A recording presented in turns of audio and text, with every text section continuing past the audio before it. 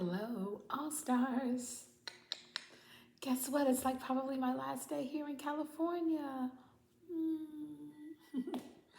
And although I'm homesick a little bit, I love my birthplace. I love being in California. It has been an amazing, undescribable experience. So, all stars, this one is for you, and especially Californians. And to all my family, I love you, I love you, I love you. You should know that I love you, I love you. All right, here we go. Without further ado, what is today about? Well, we're going to keep it going with the visualization, okay? We're going to talk a little bit about the usage of our phones and how it's affecting our health, okay? Because you know our health is our wealth. Y'all ready? Let's go to the track meet. As you already know, I'm your girl. I'm your forever Olympic hopeful.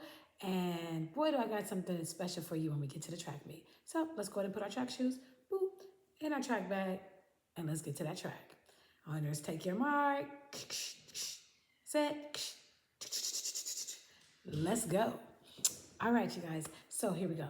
Are smartphones affecting your mental health and physical health? In this video, we're going to break down the real impact of phone usage on sleep, anxiety, your posture. You see that? I had to sit up right quick. Your posture, screen time addiction, and many more things. Okay, so let's learn from the pros, the cons. Let's learn from. Just stop it.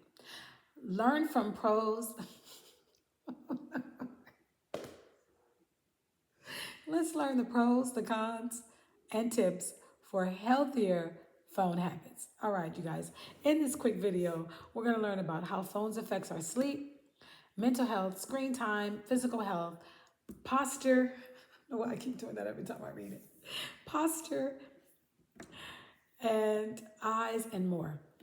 We're also going to talk about phone addiction and brain chemistry. Yes, I love brain chemistry. Positive health benefits of phones, and of course, tips to use your phone in a healthier way. Final thoughts at the end, okay? All right. All right, all stars, let's go. Let's get right on into it. So, chances are you're watching this on your phone. Raise your hand. I'm just kidding. Okay. But have you ever wondered what your phone is actually doing to your health? Because we use it for like almost everything. It's like our built-in hand computer now.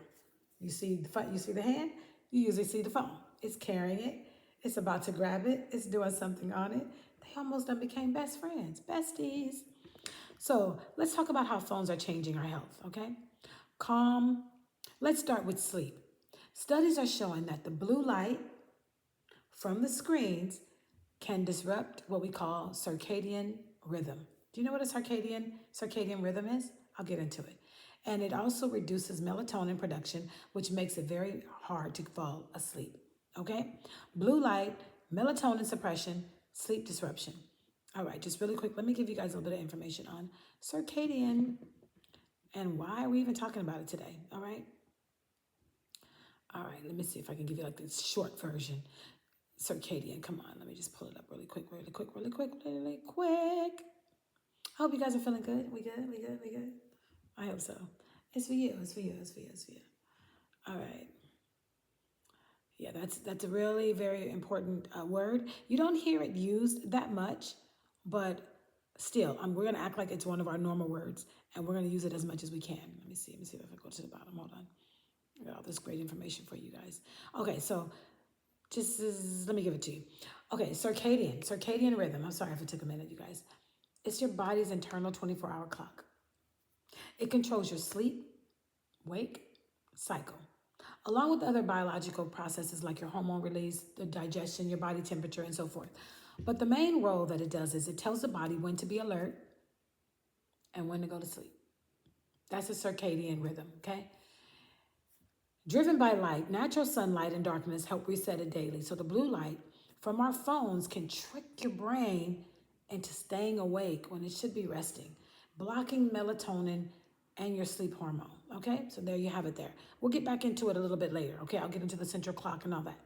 So let's go back where we were. Shall we continue? Shall we? Yes, we shall. All right. So late night scrolling keeps your brain active, making it harder to wind down. Take your kids' phone at night. Yes, take their phone, you guys. Don't just expect that they're going to be able to give it up just because you set a time for them to give up their phone. No, no, no, no, no.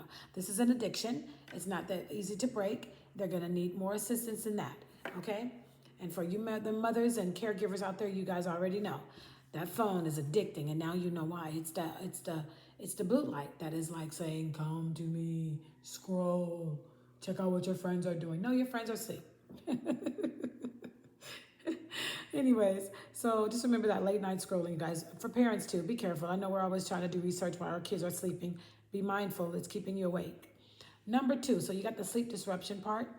Number two, mental health issues. Social media can contribute to anxiety, depression, and low self-esteem due to constant comparisons or cyberbullying. You know I love my social media. You know YouTube is one of the best platforms in the whole world. But let's just keep in mind, it has some pros and some cons. So be careful and be mindful about its usage. Overstimulation from notifications and multitasking can also lead to stress and reduced attention span. All right? Also keep in mind that physical health problems include, number three, that would be what we call text neck. You ever heard of text neck? Yeah, we're going to get into that. Or poor posture. From looking down at your screen all the time, you guys. We're doing this too much. We're always doing this. God gave us hands, so keep it up, okay? Eye strain. Don't your eyes get tired? Don't they get dry? Of course they do. That's from prolonged screen time, known as digital eye strain or computer vision syndrome. You don't want that? You don't want none of that. Hold on. I'm sorry, you guys. I was very thirsty. Thank you for being patient.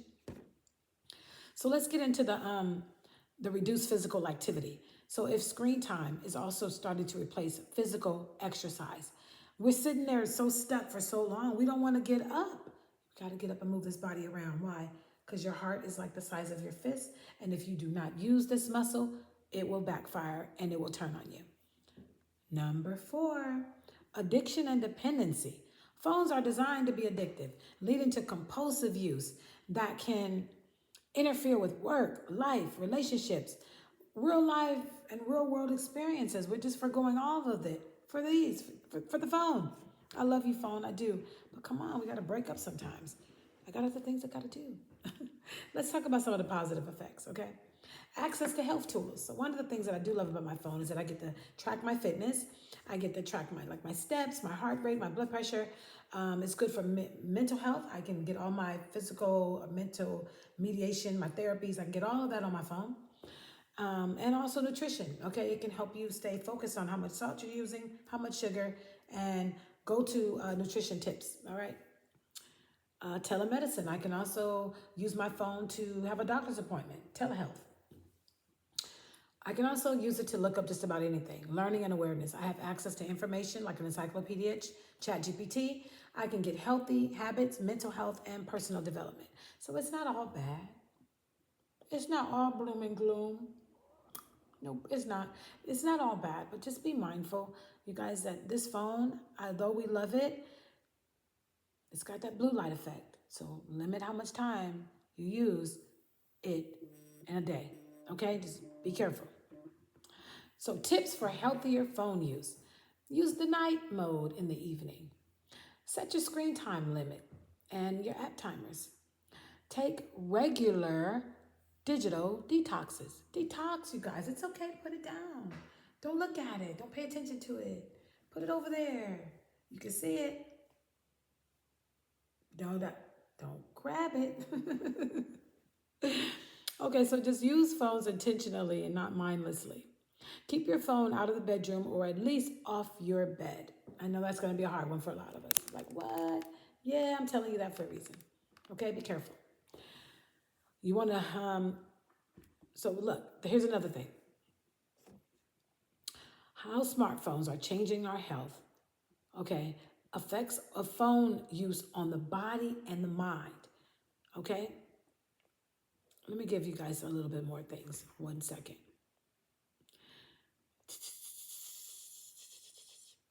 Let's just go ahead and start with the sleep, okay?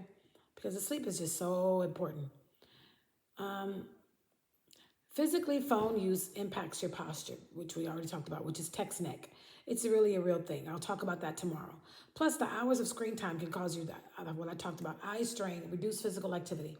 Your spine alignment even changes. Eye fatigue symptoms. You start having all of these different situations that you never had before. So be careful, be mindful. Oh, I don't know if I did that. I don't know if that was a good thing. I'd be trying to get rid of this glare. It's still there all the time. Anyway, it's not all bad news, you guys. Like I said, phones can be also a great thing as well. One of the things that I wanted to go into really quick, let's get into some of the statistics, okay? You hear me talking? But let's get into some other good stuff. 90% of Americans use their digital devices in the hour before bed. And that's according to the National Sleep Foundation in 2023. You see what I'm saying? The very thing that we shouldn't be grabbing before we go to bed is the phone. Why? Because of blue light effect. Here we go again. Quote, using phones at night is like telling your brain, it's time to wake up, not sleep. And that's according to Dr. Matthew Walker, a neuroscientist and author of Why We Sleep.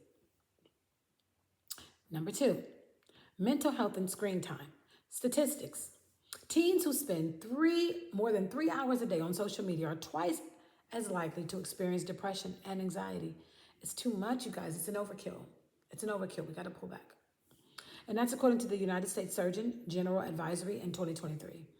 Here's a quote to go with it. The more social media we have, the more we think we're connecting. Yet we're actually disconnecting from real life. And that's according to JR, who's a French artist and activist. Here we go. Number 3, physical health, posture, eyes, and inactivity. Here we go. Statistic. The average adult spends more than 4 hours a day on their phone, leading to poor posture, neck strain from looking down, and back pain, poor posture. And that's according to the Harvard Health Publishing 2024. Here's a quote to go with it. Technology is a useful servant, but a dangerous master. Do not let your phone become your master. Let it serve you. And that's according to Christian Lou Lang. Number 4, phone addiction and brain chemistry. Here's a big one, you guys. You know it's coming. Here's the statistic. Smartphone use triggers dopamine in the brain, which is similar to sugar or gambling. According to the Journal of Behavioral Addictions, it's like almost 2022. Here's the quote to go with it. When we look at our phones, we're not always seeking information. We are seeking a hit of that dopamine. Oh my gosh, we're like addicted to our phones. That dopamine is being released, so we're just like getting stuck on it. So let's be more careful. Let's be more mindful, okay? When we look at our phones, we're not always, so that's according to Tristan Harris, former Google ethicist. Ooh, that's a good word, right? Ethicist. Number 5, positive health benefits. Mobile health apps can improve patient outcomes by 30% when combined with coaching and accountability. That's according to the Journal of mHealth 2023. Here's the technology. Quote, technology itself isn't the problem. It's how we use it that defines its value. Cal Newport, author of Digital Minimalism. Okay, so now let's go into this really quick. No blue light, more melatonin. Melatonin helps you sleep. Phones emit the blue light, which disrupts your body's natural sleep hormone and circadian rhythm. Deeper, longer rest without the temptation to scroll. Your brain winds down a lot faster, improving REM sleep. And here's a stat. People who keep phones out of the bedroom sleep 30 to 45 minutes longer on average. And that's according to the Sleep Foundation 2023. Also, reduce stress and anxiety. Late night news, emails, or doom scrolling can trigger stress hormones and make your mind race. Creating a screen-free zone signals safety and calm to your brain. Number 3, healthier morning routine. Reaching for your phone first thing often leads to mindless scrolling, comparisons, and distractions. You start your day later. But replacing it with journaling and stretching or even just quiet time sets a healthier tone for the day. Here's the quote: "The first hour of the morning sets the tone for your entire day." And that's according to Tim Ferriss. Number 4, improved relationships. Being present with your partner or even your pet without screens increases connection and intimacy. No distractions equal better conversations and bedtime routines. Number 5, builds digital discipline. Let's see what that's all about. It's a simple habit that trains your brain to separate tech from the rest. Tech from rest. Encourages intentional phone use instead of some passive consumption. Okay? That other part that I was talking about with the circadian rhythm, let me get into it. It's called the central clock. A lot of people don't know that the body has a central clock. Yes, you guys. God-driven. Thank you, Father God. It's regulated by the suprachiasmatic nucleus. I did that. Did you see that? That SCN. In your brain, which syncs with environmental cues like daylight. So it's not something that you can actually control. It's kind of God. He did this. That's who I give the credit to. That's what I believe in. Thank you, Father God. So listen to this, you guys. When your circadian rhythm is aligned, and that means you fall asleep, easily wake up refreshed, and your body functions smoothly. But when it's disrupted, due to phone use especially, that blue light, it shifts your work. You have jet lag, inconsistent sleep. It leads to insomnia, mood swings, weakened immune system, increased risk of chronic diseases like diabetes and heart disease. Do you see where we're going with this? It's not good. You know, ran off the track and into somebody else's lane. We got to do better, you guys. You know why? Because we know better. You know, let the phone be of service to you. Do not let it be the master of you. All right? It's very dangerous if you do. When it comes to mental health, social media can contribute to anxiety, right? Depression and things like that. Be careful of the overstimulation. You know, these are some of the things I'm just going to do a quick summary. Be careful of what we call text neck. Stop doing this all day. Don't let your kids do it either. One quickly. Social connection helps people stay connected, which is crucial for emotional support, especially in times of isolation. So that's a good thing. Learn when to use night mode in the evening. Set your screen time as a limit. Take regular digital detoxes, meaning you don't got to be on your phone every single day. You can really just set it over there on a Tuesday and never even look at it. There's nothing wrong with doing that. Okay? What else could I give you?